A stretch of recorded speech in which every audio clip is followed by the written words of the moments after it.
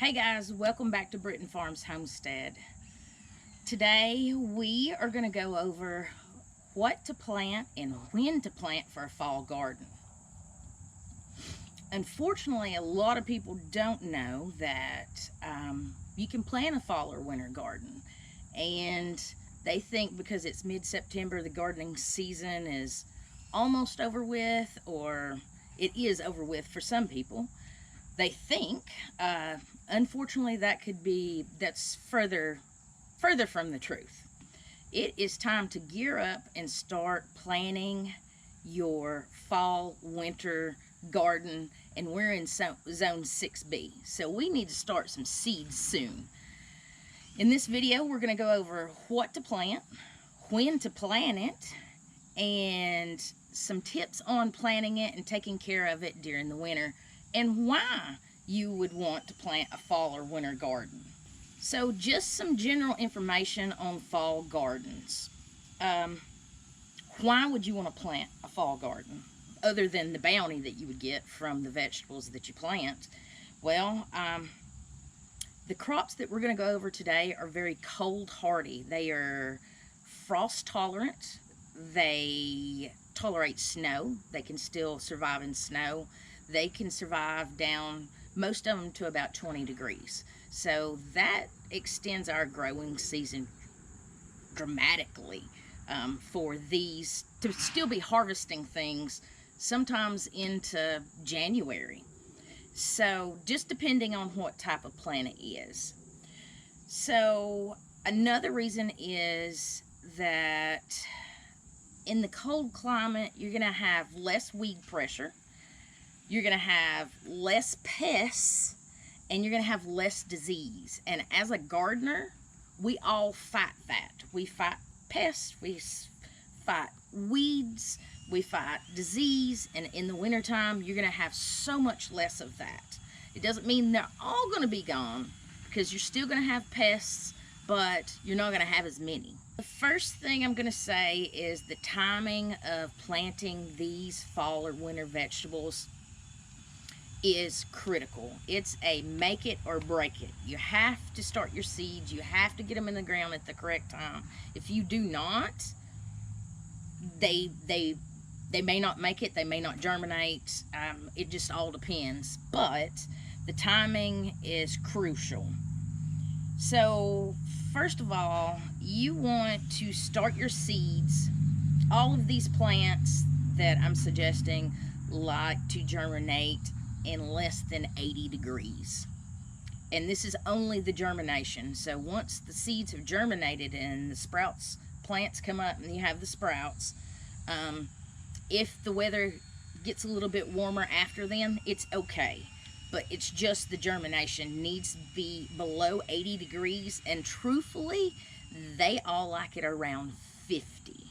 So also when you're planting your seeds, I would double the seeds that you put in, because they like it about 50 degrees, and unless you keep your house or something 50 degrees, you're gonna have it's not gonna germinate as well if your house is 75, but they will germinate, just not as well. Along with that, you need to get these plants started 4 to 8 weeks before your first frost. So you need to know what zone you're in. You need to look that up. You need to check your first frost date. So here, our first frost date is anywhere from October the 21st to November the 1st. That's a pretty good span of time, but it is September the 14th. I just seeded our seeds, started our seeds yesterday.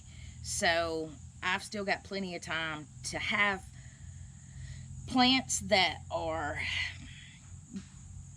grown a little bit, got a root system in them before I get them in the ground in our first frost. So just because they're frost hardy doesn't mean that you can take just a sprout or a small plant and stick it in the ground and it survive the frost or snow. You need a stabilized plant that has a good root system and is healthy and ready to go into the ground by the first frost.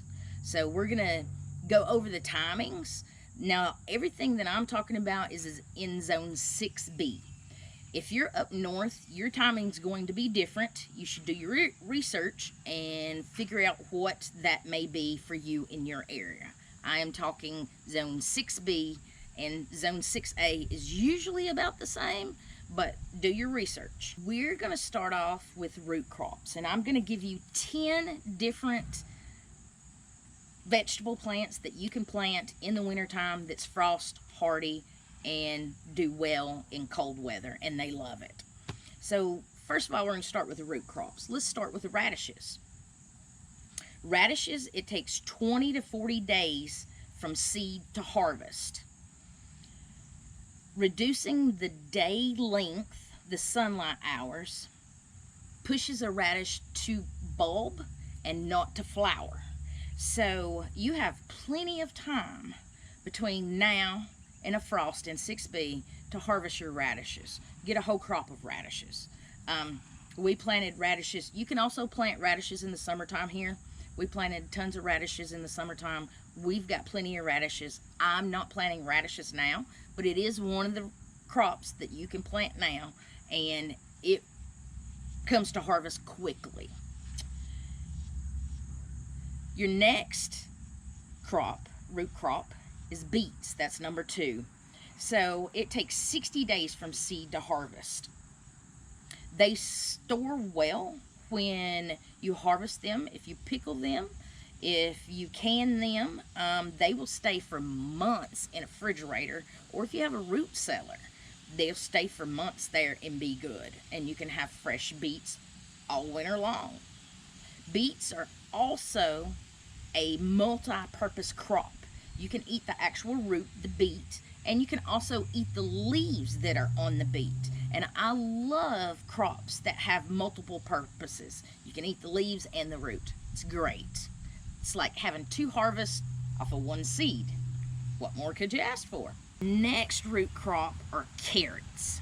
So it takes 70 to 80 days from seed to harvest for carrots. Carrots, once they are time to harvest, you can take leaves or grass clippings and cover them and put a tarp or a bucket or something over the top of them to keep the ground from freezing where they're at. You can have carrots all winter long if you take that approach and just use the ground as the storage for those carrots. It's like Earth's own cold storage.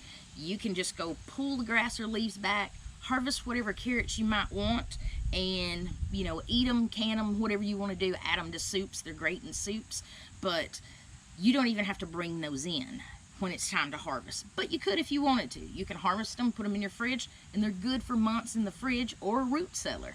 You can also can those. Carrots that are grown in the wintertime, they are better after a couple frosts. And that's because the cold and the frost that happens to the carrot, it changes the carrot. The starches that are in the carrot turn to sugar, and it makes the carrot so sweet. So I would suggest that even if you have carrots ready before you have your first frost, go ahead and let them stay there. Let it frost on them.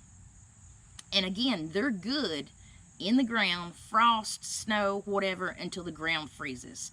You have to cover them with leaves, grass clippings, maybe a tarp, a bucket, or something like that to keep the ground from freezing where they're at. But let it frost on them. Let those carrots sweeten up. If you've never had a carrot that's grown in the wintertime, you don't know what you're missing. My next suggestion for something to plant is number 4, is cilantro.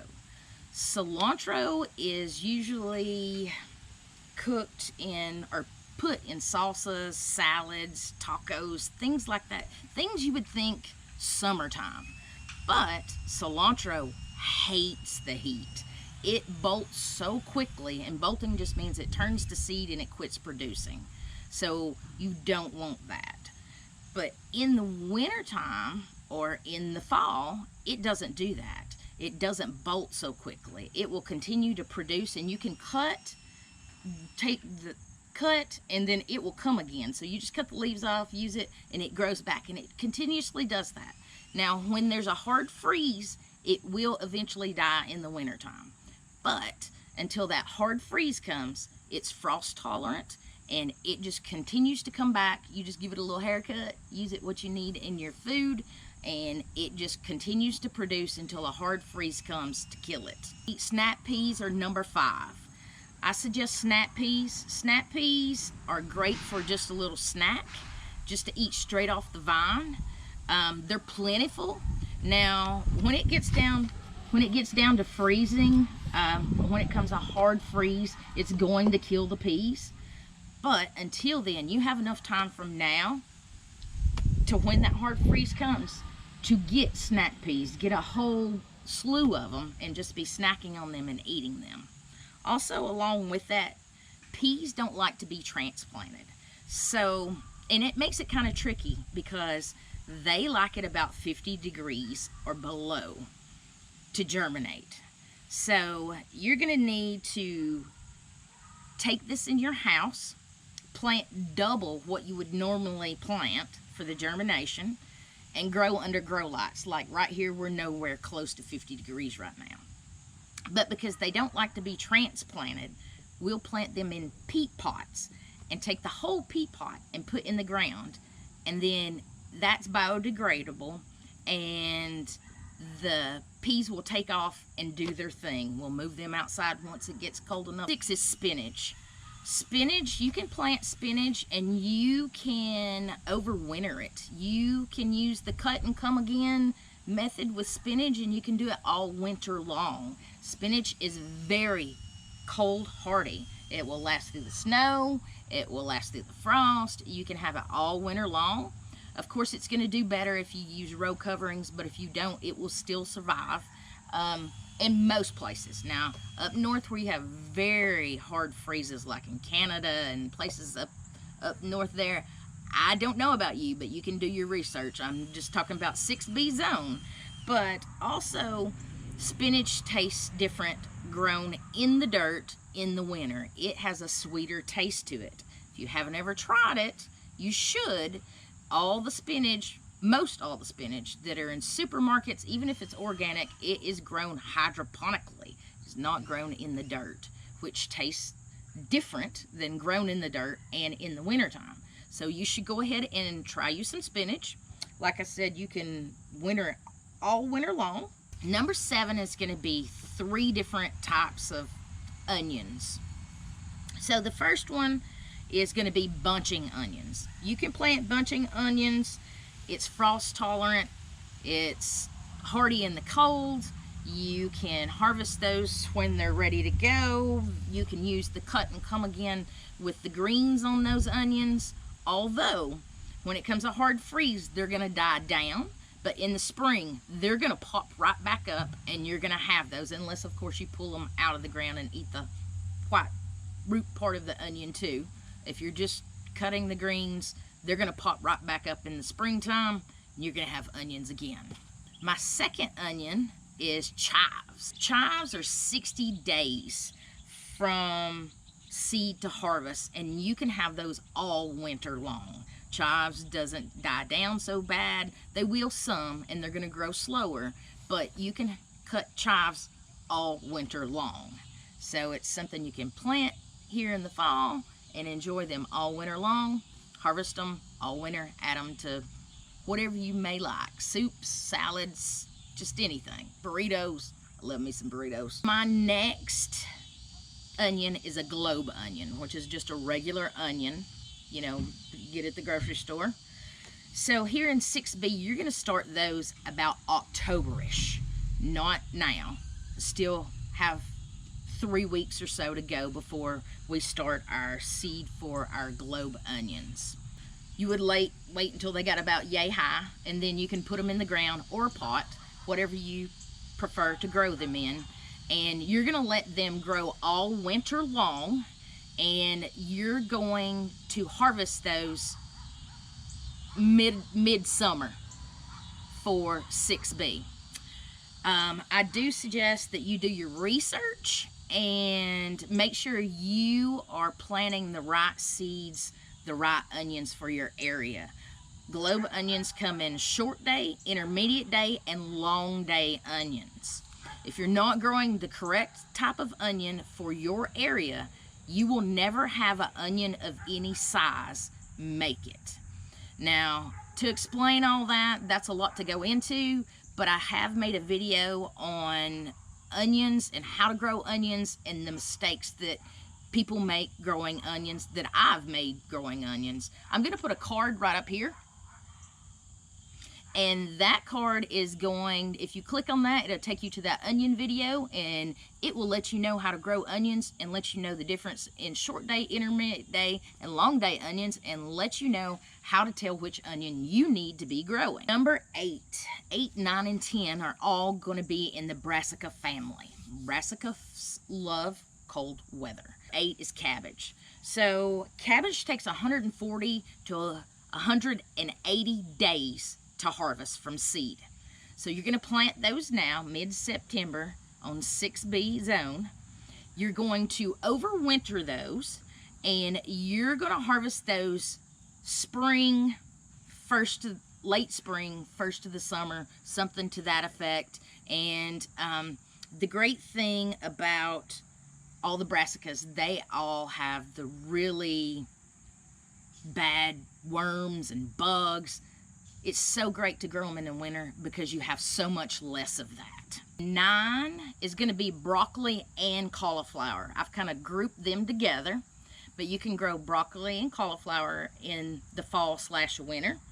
They're both 80 to 100 days to harvest. Cauliflower is also a dual-purpose plant. You can eat the head of cauliflower, can also eat the leaves on cauliflower. So there's another one of those dual-purpose plants that I love. You can get 2 harvests, 1 seed that you're putting in the ground. Broccoli and cauliflower both tend to bolt in warm, hot weather.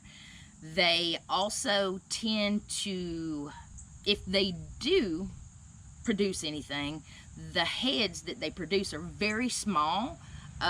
They're not very pretty, and they're almost unusable. Very last suggestion for a plant for your fall or winter garden in zone 6B is Brussels sprouts. Brussels sprouts are like a small tiny cabbage, and they come out, they sprout off the stalk of a Brussels sprout plant. They're great steamed, they're good sauteed, they're good if you want to bake them with a little bit of olive oil, some garlic, and some salt and pepper. They're just delicious, and they're very good for you. They are 110 to 130 days from seed to harvest. And grown in hot weather, they're prone to bolt, like everything else that likes the cold weather. They are also prone to, if they do produce Brussels sprouts, they're very small Brussels sprouts.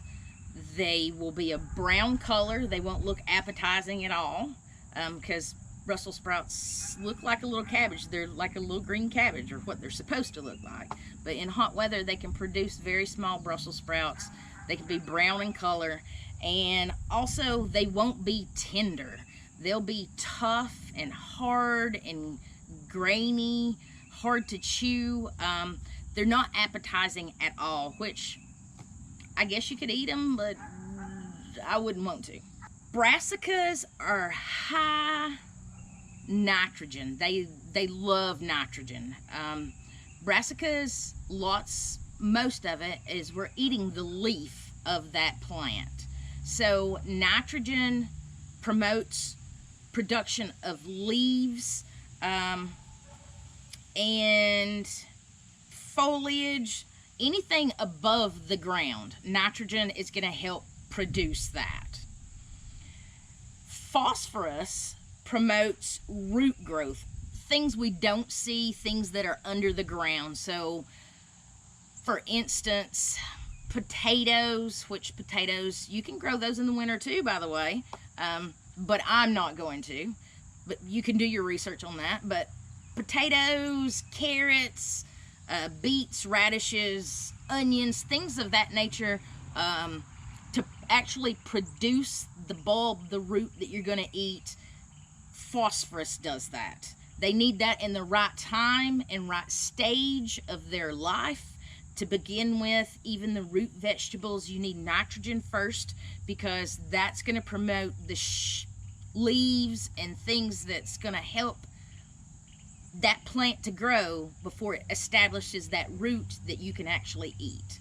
So first of all your plants are going to need nitrogen to go ahead and put those leaves on. Now, brassicas, they're going to need more nitrogen, you know, along their life. Root vegetables, not so much. Once they get those leaves on, they have their stalk, they're established, you can cut that nitrogen off, because you don't want a ton of leaves and no roots. You want roots at the bottom. So that's when you would want to give it more phosphorus, so it can start that development of that bulb down there and have what it needs to make that happen. So potassium promotes flowering and fruit, or the vegetable that's on the plant. And once you're closer to harvest of any of these vegetables, you're going to cut the fertilizer off. You can use an all-purpose fertilizer, which is going to have nitrogen, phosphorus, and potassium in it, and it's going to cover all three of your bases. Or you can start off with a higher nitrogen, a lower phosphorus, and a lower potassium, and then as the plant gets established, you can switch that up and have a lower nitrogen, have a higher phosphorus, or a higher potassium, depending on what you're wanting to grow. So these are my 10 suggestions for fall and winter plants to plant in your garden now in Zone 6B. These are the plants that we're planting. This is going to make our growing season a little longer. I hope all of you found something in this video that will help you out. Go ahead and like, subscribe, hit that bell notification so you're notified every time we get a video. I know this video was a little long, but it was a lot of information to pack into a short time. If you have any comments, questions, go ahead and put those in the comments down below. And thank you for watching, everybody. We have hit 1,000 subscribers, which is a huge, huge thing for us, and we couldn't have done it without all of you. We are lacking on watch hours, so if you have time, it's free. Pull up a playlist and let that play. We're trying to get our watch hours so we can get monetized on YouTube. Thanks. God bless you all.